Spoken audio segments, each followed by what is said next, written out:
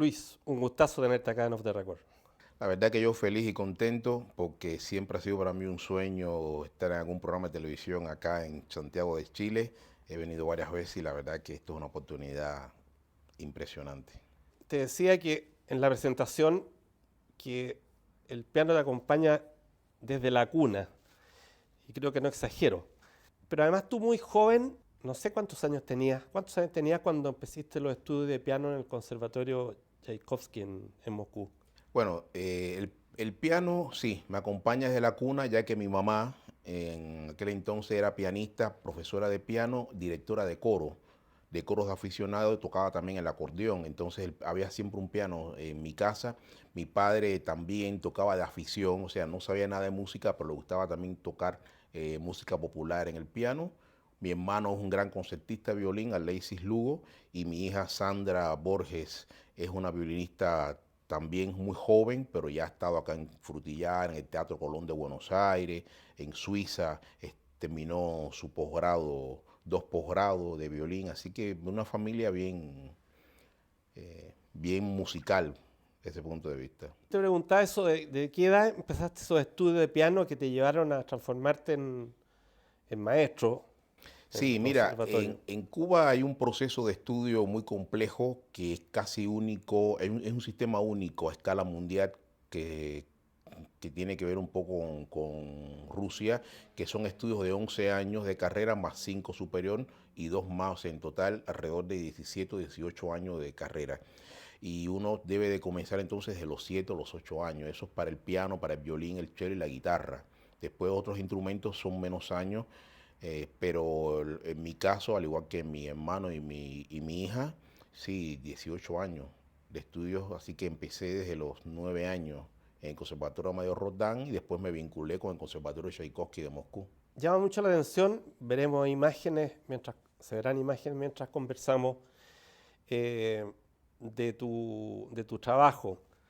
Y uno puede observar un repertorio muy completo, Chopin, Liszt, Rachmaninoff, Ravel.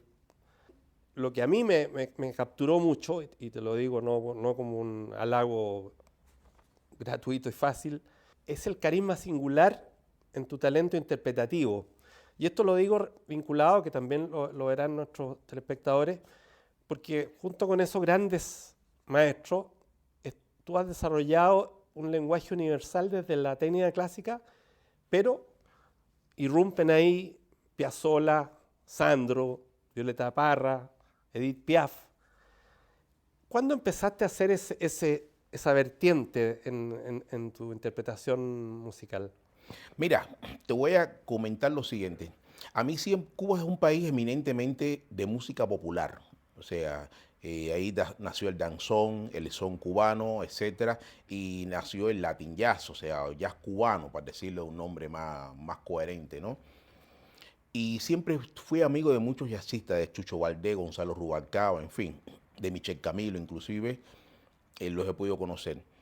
En la música clásica, contrario a todo lo que dicen todas las personas que dicen que la música no es una sola, la música no es una sola. La música quizás do, re, mi, fa, sol, la, sí es una sola, pero la música tiene diferentes géneros que no se mezclan para nadie, es muy difícil mezclarlo. Si uno puede, por ejemplo, tocar un tango, por ejemplo, ya que hablaste tú de Sandro y otro, y Piazzolla, etcétera, tú puedes tocar un tango hecho en una versión de piano clásico, como ha hecho Barenboim, pero tú no vas a bailar pero no vas a una tanguera con una versión de Barenboim tocando tango, porque es una música de tango en formato clásico, y así sucesivamente.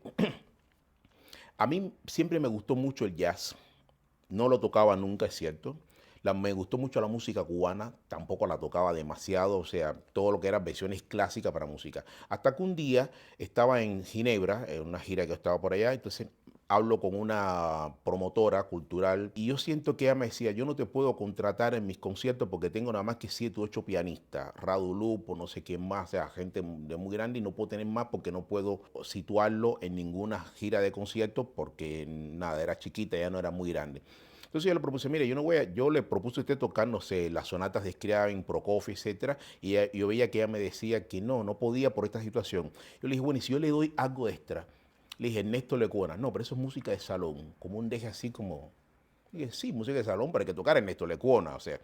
Entonces, a partir de ahí yo empecé a imaginarme. Después, por ejemplo, con la Royal Festival Hall de Londres, también me llamaron para un concierto en una de las salas Queen Elizabeth, y ellos querían sí o sí que yo tocara, en cierto sentido, en este caso al revés, Lecuona.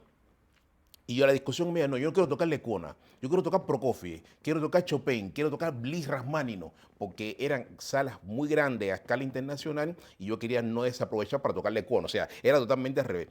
Hasta que le digo justamente a Juan Monroy, un chileno, que era como el manager que estaba atendiendo de esa sala en aquel momento, y él me dice, mira Lugo, acá se toca lo que te dije, el teatro, porque son grandes corporaciones de la música, y en un futuro, cuando vuelvas a tocar acá, toca lo que tú quieras. Y yo me dije, bueno, yo voy a tocar Lecuona, como dicen ellos, pero voy a hacer una versión de Lecuona como si fuera Frank Liszt que lo hubiera escrito. Bueno, y así, efectivamente, empecé a reescribir toda la música de Ernesto Lecuona.